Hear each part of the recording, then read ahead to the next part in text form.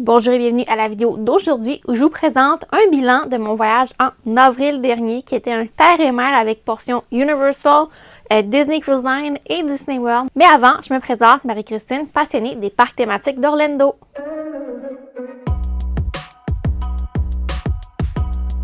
Donc, pour ce voyage-ci, c'était à la fin avril. Donc, la température était vraiment au rendez-vous pour ce séjour.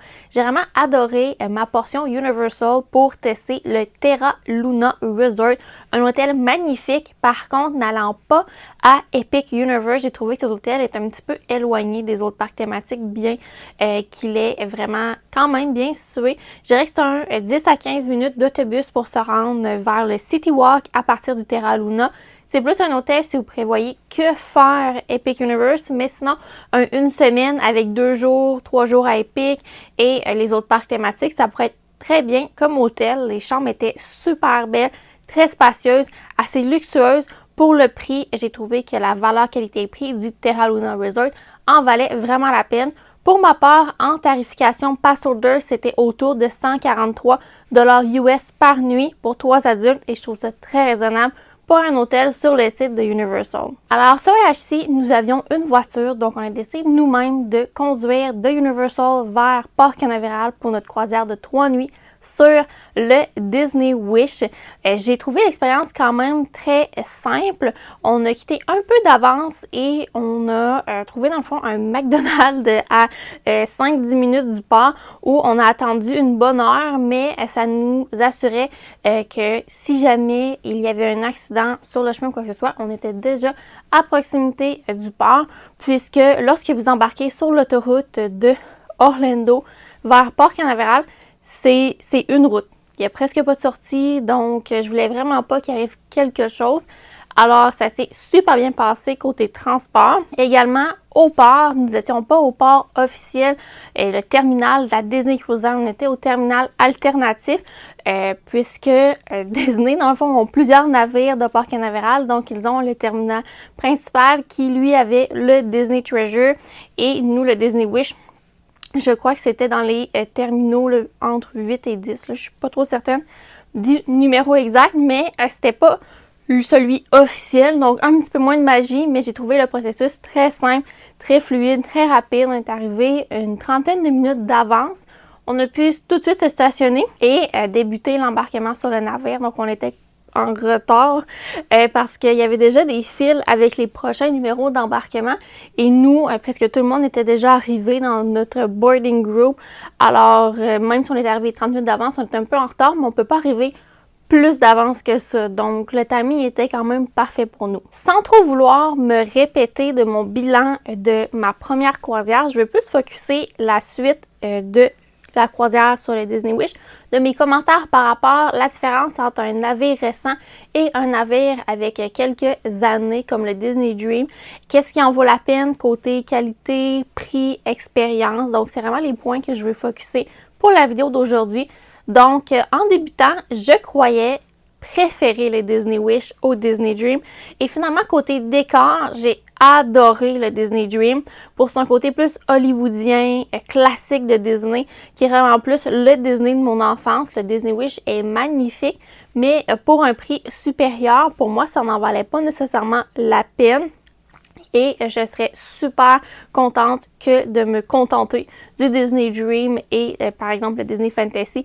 Dans cette catégorie de navires-là, je les trouve super magnifiques et pour l'expérience, la magie Disney est autant là que ce soit un navire récent ou non. Côté cabine avec véranda, j'ai eu un coup de cœur et ma cabine, je l'ai super bien sélectionnée. Donc, dans notre groupe, il y avait une personne avec une mobilité un peu plus réduite. Donc, ce qu'on a fait, c'est sur le Disney Wish, il y a des cabines standards, donc pas en club level, au même niveau que la piscine, le buffet et la plupart des activités sur le pont supérieur. Alors, ça nous a permis d'éviter d'être plusieurs fois dans les ascenseurs puisqu'on pouvait seulement sortir de notre cabine et être au même niveau de l'activité qu'on voulait faire ou le restaurant qu'on voulait aller le matin, par exemple. Donc, c'était vraiment très chouette. Le balcon, la véranda, j'ai adoré et je crois que pour les prochaines croisières, si je veux en refaire d'autres, c'est un must que je vais essayer. Si la tarification est bonne, il y a un bon rabais, je vais essayer de miser d'avoir une véranda. J'ai également aimé le concept du split bathroom, donc les 2 salles de bain, une toilette, lavabo et l'autre lavabo et douche. Puisqu'on était 3 adultes, c'était super. Par contre, à ma dernière croisière, ça ne m'a pas dérangé d'avoir qu'une seule salle de bain puisqu'on n'était que 2 adultes. Alors, ça faisait amplement le travail pour le prix. La cabine sur le Wish, j'ai adoré. J'ai voulu prendre une cabine pour 5 personnes parce que je voulais tester le lit qui descend du mur. Je croyais que le matelas allait être ultra plus confortable que le divan, etc. Mais au final, je crois que les matelas sont les mêmes, peu importe que ce soit le lit qui descend du plafond, le divan qui se transforme en lit et le lit qui descend du mur. C'est des matelas qui ne pèsent pas beaucoup puisqu'il y a un poids maximum à respecter. Pour les navires de croisière, il ne faut pas que ce soit trop pesant, etc. Donc, si c'était à refaire, je crois que je ne reprendrais pas une cabine avec le lit qui descend du mur qui était quand même un 300-400$ US de plus qu'une véranda traditionnelle avec, pour ma part, en étant la 3e personne, j'aurais dormi dans cette situation-là sur le divan-lit et ça aurait fait amplement le travail selon moi. La question que je crois que vous vous posez, est-ce que j'ai préféré le Lookout Key at Lighthouse Point pendant ma croisière sur le Dream ou bien Castaway Cay lors de ma croisière sur le Disney Wish? Eh bien, les 2 îles de Disney ne se ressemblent pas du tout, bien que le fonctionnement est très similaire côté restauration, les chaises de plage, les cabanas, etc. Pour ma part, je crois que j'ai eu un coup de cœur pour Lookout Key et je crois que c'est du fait que c'est la première île privée de Disney que j'ai fait. J'ai aimé également le tram sans pouvoir voir la plage, etc. Et ça faisait comme un peu comme quand on est stationné au Magic Kingdom et qu'on prend le monorail ou le ferry, ça fait comme une anticipation de devoir prendre le tram pour pouvoir voir la plage. Donc ça, j'ai trouvé ça quand même très bien côté thématique. Castaway Cay, très beau. Il y avait quand même beaucoup de grabuge avec les intempéries qu'il y a eu dernièrement. Donc, la 2e plage familiale n'était pas super belle. Il y avait comme un ditch de sable. La plage pour adultes, j'ai aimé, mais également une pente très à pic. C'était difficile d'être assis avec nos chaises sous un parasol. Pour ma part, j'ai plus ou moins aimé l'expérience de quick service à Castaway Cay parce qu'il y avait une tonne de goélands. J'ai jamais vu autant de goélands de ma vie à un endroit. C'est difficile de manger. Ils venaient presque dans nos assiettes. À Lookout Key, le problème, c'est les mouches. Et bien, à Castaway Cay, c'est les goélands. Donc, choisissez ce que vous préférez. Mais c'était de moi. Je crois que pour une croisière parfaite, ce serait de faire un itinéraire avec l'arrêt sur les 2 îles. Je crois que ça serait ce qui me comblerait le plus. Mais j'en ai pas une qui est vraiment extraordinaire par rapport à l'autre. Les 2 sont super chouettes. Côté restauration, j'ai pas nécessairement un navire que je me suis dit, lui, il est vraiment meilleur que l'autre. Par contre, côté buffet, j'ai préféré Cabanas à celui du Marceline Market sur le Wish. Bien que les recettes sont beaucoup plus modernes à Marceline Market, j'ai trouvé que c'était très répétitif. Surtout au petit déjeuner, c'était toujours les mêmes choses. À Cabanas, il y avait un peu plus de variation de jour en jour. Donc, j'ai préféré Cabanas aussi pour la thématique un peu kitten, Disney années 2000. Ça, c'était vraiment dans mes cordes à Cabanas. Avec la musique thématisée également de plage. J'ai adoré. Sinon, en table service, j'ai préféré tout ce qui était sur le Disney Dream. C'était plus dans ma palette de goût. J'ai préféré également les restaurants. J'ai un peu moins aimé, par exemple, Arendelle avec le souper spectacle. Moi, je suis quelqu'un, oui, qui aime les restaurants en personnages dans la vie, mais quand je mange, ça ajoute comme... Il y a tout le temps quelque chose qui se passe. Puis là, moi, je veux relaxer. Et donc, c'est super chouette pour les jeunes enfants, etc. Mais pour ma part, si par exemple, j'avais réservé le Palo ou le Rémi, je l'aurais pris le soir du Arendelle juste pour pouvoir avoir un repas un peu plus relaxant. Marvel, ça, j'ai bien aimé. J'ai trouvé la nourriture super bonne, spécialement là, les pâtes au pétanque. C'était vraiment génial. Et mon restaurant coup de cœur, c'est le 1923. C'était super bon, le filet mignon. Mais j'ai préféré le 1923 au lunch que le soir. Il y avait une petite coche au-dessus, c'est quasiment underrated, j'ai l'impression. Les recettes sont similaires, le menu midi, à ce qu'on retrouvait sur le Dream. Donc, j'ai vraiment adoré. Côté nourriture, on se trompe vraiment pas avec la Disney Cruise Line. Côté allergie alimentaire, il y avait beaucoup d'accommodements possibles. J'ai presque pu tout manger. J'avais par exemple plus de choix de dessert sur le Dream que le Wish, mais j'avais toujours la possibilité d'avoir quelque chose de spécial et non juste, exemple, de la crème glacée ou coconut ou quoi que ce soit de standard. Donc, j'ai vraiment apprécié. Côté service, j'ai trouvé meilleur sur le Wish que le Dream, mais ça peut changer selon votre équipe de serveurs. Celle que j'avais comme équipe sur le Wish était vraiment extraordinaire. Vraiment la qualité Disney, le souci du détail que j'ai vraiment apprécié. Pour ce qui est côté itinéraire de 3 nuits, souvent les gens vont dire que c'est pas assez long. Moi, pour ma part, c'est vraiment parfait parce que sur les croisières Disney, on mange beaucoup. C'est pas nécessairement le rythme des parcs thématiques qu'on fait beaucoup d'activités physiques en marchant. Donc, moi, après 3 jours, je me sens un peu pesante sur une croisière Disney. Je dirais que prochain itinéraire, j'aurais peut-être essayé un 4 nuits pour comparer, spécialement pour profiter un peu plus d'une véranda, si j'ai une cabine avec un balcon. Une croisière de 7 nuits, ce n'est pas tout à fait dans mes cordes à présent.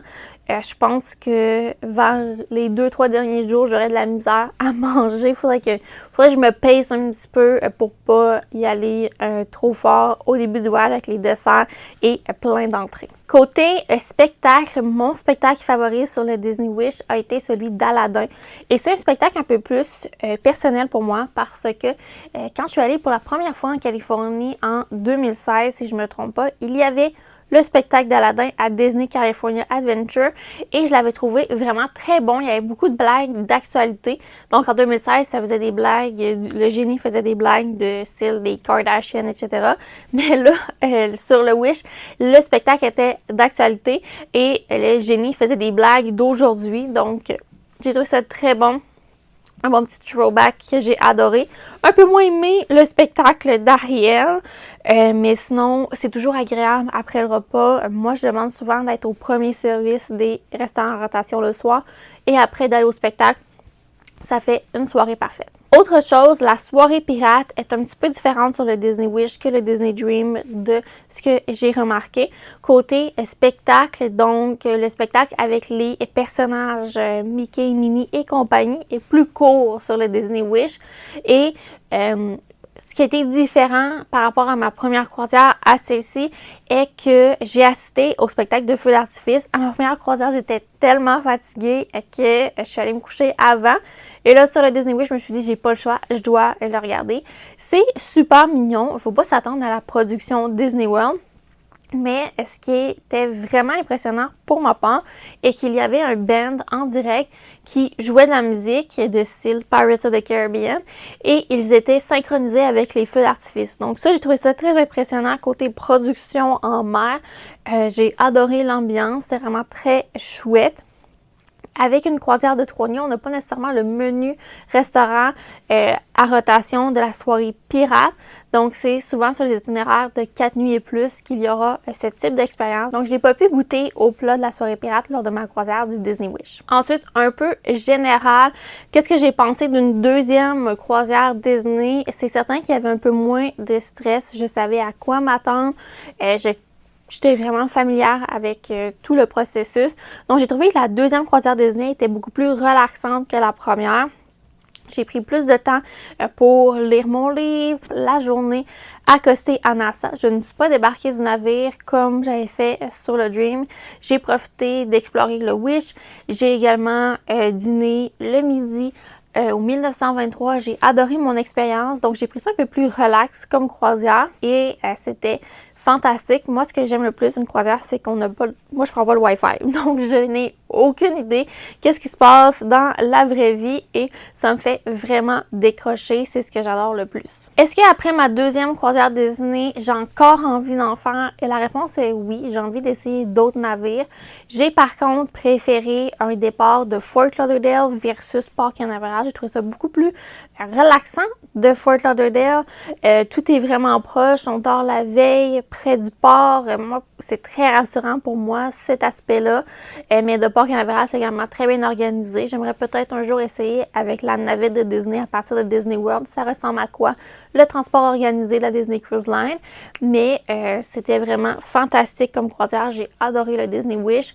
Et il y avait quand même des bons prix. Moi, j'avais un rabais placeholder. Donc, après ma première croisière, j'ai donné un dépôt de 250 $ qui me permettait d'avoir entre 10 et parfois 25% de rabais. Donc, j'ai eu 25% de rabais sur le Disney Wish. Ça avait valu vraiment la peine. J'étais vraiment contente de pouvoir bénéficier d'un aussi bon rabais, spécialement pour une cabine véranda. C'était fantastique. Le processus de débarquement a été vraiment simple de Port Canaveral. Ça nous a pris environ 30 minutes revenir à Orlando. On a fait quelques commissions et ensuite on est allé check-in au Disney's Port Orleans Riverside. Donc, c'est un hôtel que ça faisait longtemps que j'étais allée, là, quelques années. Les chambres ont été rénovées et les nouvelles chambres sont tout à fait magnifiques. Je me sentais dans un Deluxe. C'était vraiment très, très, très beau. J'ai également adoré ne pas faire de parc thématique et encore une fois, un voyage plus relaxant.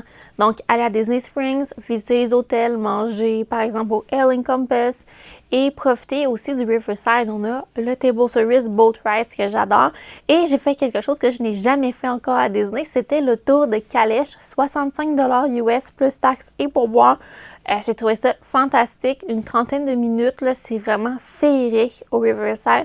On a attendu que ce soit le coucher du soleil pour notre réservation. Là, je voulais que le soleil soit comme le golden hour. Donc, c'était vraiment parfait. Quelque chose que j'aimerais peut-être refaire ou même tester le tour de calèche au camping Fort Wilderness. Donc, c'était vraiment un must. Et si vous faites une journée à l'hôtel, je dirais que c'est vraiment bien de combiner le table service du Riverside et après le tour de calèche, c'est vraiment parfait. Somme toute, c'est vraiment un voyage que j'ai adoré. Ça a été particulier de faire Universal, Disney Cruise Line et Disney World dans une même semaine. Donc, c'était vraiment parfait pour moi pour décrocher un petit peu d'Universal avec ma passe annuelle. Disney Cruise Line parce que j'ai adoré ma première expérience, donc je voulais absolument en refaire une. Et un petit peu de Disney World pour aller voir mes hôtels que je m'ennuie un peu, manger à mes restaurants favoris. Donc, ça a été un plaisir pour moi de vous amener avec moi durant ce séjour et on se dit pour une prochaine fois. Bye!